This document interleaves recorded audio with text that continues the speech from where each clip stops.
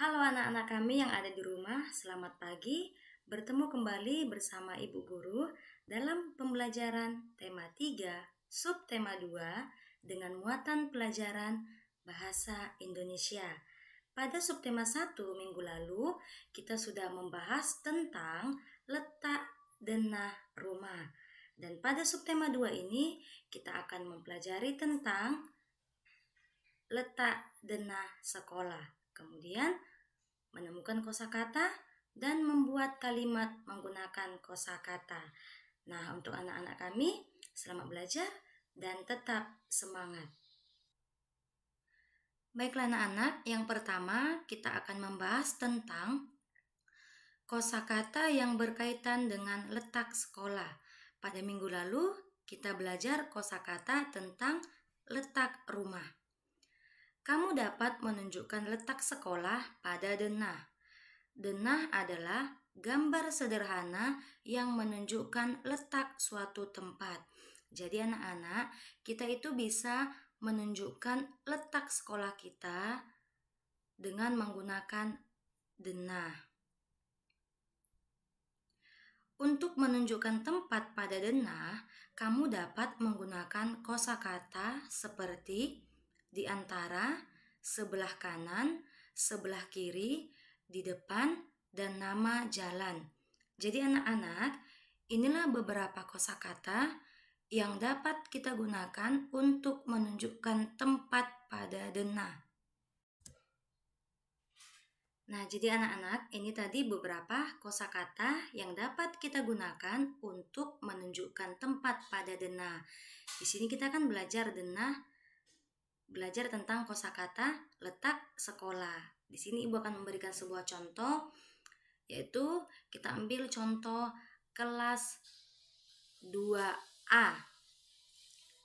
Di sebelah kanan kelas 2A itu adalah kelas 1B. Kemudian di sebelah kiri kelas 2A adalah kelas 2B. Lalu di antara kelas 1B dan kelas 2B adalah kelas 2A. Jadi kelas 2A itu ada di antara kelas 1B dan kelas 2B. Kemudian di depan kelas 2A adalah lapangan sekolah. Dan sekolah kita berada di Jalan Ikan Tenggiri.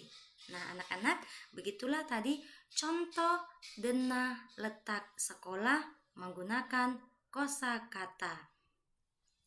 Yang selanjutnya, kita akan menentukan kosakata berdasarkan gambar. Perhatikan gambar berikut. Nah, di sini ada dua orang anak sedang bermain bola. Ibu akan memberikan contoh kosakata berdasarkan gambar. Nah, mereka kan sedang bermain. Kosakata yang sesuai dengan gambar ini yaitu sportif, ya, sportif. Kosakata yang sesuai pada gambar berikut adalah sportif. Arti dari sportif adalah jujur dan mau menerima kekalahan dengan lapang dada. Jadi anak-anak, kalau kita sedang bermain bersama teman kita, kita itu harus sportif. Sportif tadi artinya adalah jujur, tidak boleh curang. Kemudian, kalau kita kalah dalam suatu permainan, kita tidak boleh marah, tetapi kita harus menerima kekalahan kita dengan lapang dada. Baik, pelajaran yang selanjutnya yaitu membuat kalimat menggunakan kosakata tentang kehidupan ekonomi. Kalimat merupakan gabungan dari beberapa kata. Jadi kalimat itu adalah gabungan dari beberapa kata. Jika kita ingin membuat sebuah kalimat, maka kita akan menggunakan beberapa kata. Lalu kata itu kita gabungkan, maka akan membentuk sebuah kalimat. Nah, supaya kalimat yang kita buat itu bisa menjadi kalimat yang baik, kita harus mengetahui arti kata lebih dahulu. Jadi sebelum membuat kalimat, kita harus memahami arti dari kata tersebut. Setelah kita pahami arti dari kata tersebut, maka kita akan mudah untuk membuat kalimatnya. Oke, perhatikan contoh berikut ini. Di sini ibu mengambil kata tabungan. Tadi katanya setelah kita dapat katanya, lalu kita mencari artinya. Arti dari tabungan adalah tempat menyimpan uang atau tempat untuk menyimpan uang.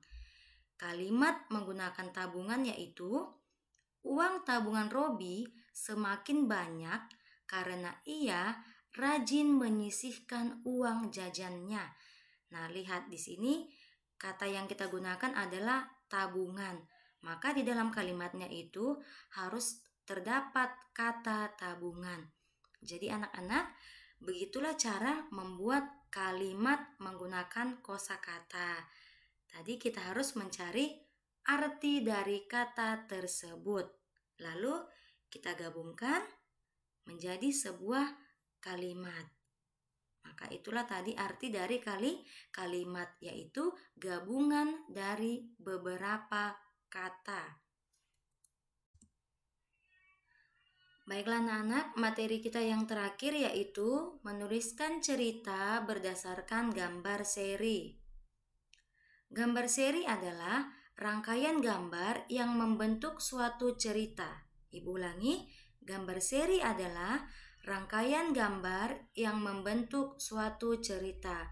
Jadi gambar seri itu merupakan rangkaian atau gabungan beberapa gambar yang membentuk suatu cerita. Jadi gambar seri itu gambarnya tidak cukup satu, harus ada beberapa gambar.